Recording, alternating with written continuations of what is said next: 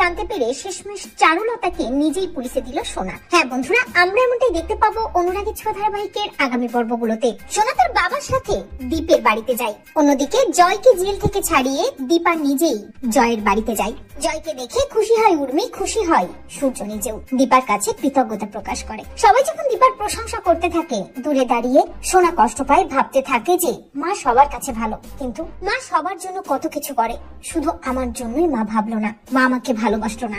মা কাকাইকে জেল থেকে ছাড়িয়ে নিয়ে এলো, আর মা আমাকে মারতে চেয়েছিল, নিজের সন্তানকে মারতে চেয়েছিল। আমি এটা কোনোদিন ভুলবো না। কাঁদতে কাঁদতে সোনা ওখান থেকে বেরিয়ে যায়। সোনা বাড়িতে চলে যায় এবং সোনা বাড়ি গিয়ে নিজের ঘরে বসে কাঁদতে থাকে। হঠাৎ সোনার মনে হয় চারুর সাথে গিয়ে বিয়ের বিষয়ে কথা বলতে হবে, যত দ্রুত সম্ভব চারুর সাথে বাবার বিয়েটা দিতে হবে। তাই সোনা চারুর ঘরের দিকে যায়। সোনা শুনতে পায় চারু কারোর সাথে ফোনে কথা বলছে। আড়ালে দাঁড়িয়ে সোনা শোনার চেষ্টা করে, বোঝার চেষ্টা করে কি কথা বলছে চারু। চারু ফোনে বলতে থাকে যে সে ভেবেছিল অলি এবং অলির বাবার কোনো ক্ষতি করবে না, কিন্তু না, এবার সে তার গ্যাং এর কথা মতোই কাজ করবে। ডক্টর সূর্য সেনগুপ্তের নাম এই মুম্বাই শহর থেকে সে চিরতরে মুছে ফেলে দেবে, কারণ ডক্টর সূর্য সেনগুপ্ত তাকে শুধু নিজের প্রয়োজনে ব্যবহার করছে। নিজের সন্তানের কথা ভেবেই এই চারুলতাকে ব্যবহার করছে।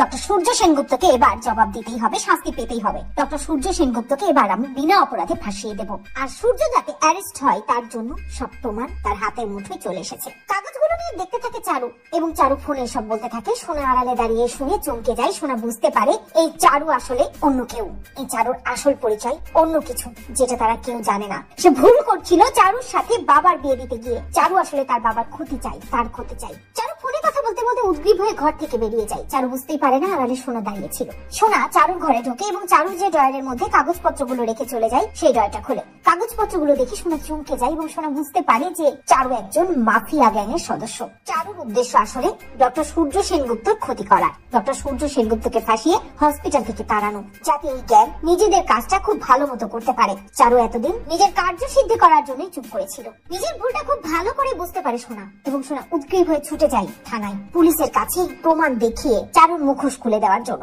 তো বন্ধুরা, তোমরা এটাই চাও তো যে এভাবেই যেন চারুকে শেষমেশ নিজেই পুলিশের হাতে তুলে দেয়।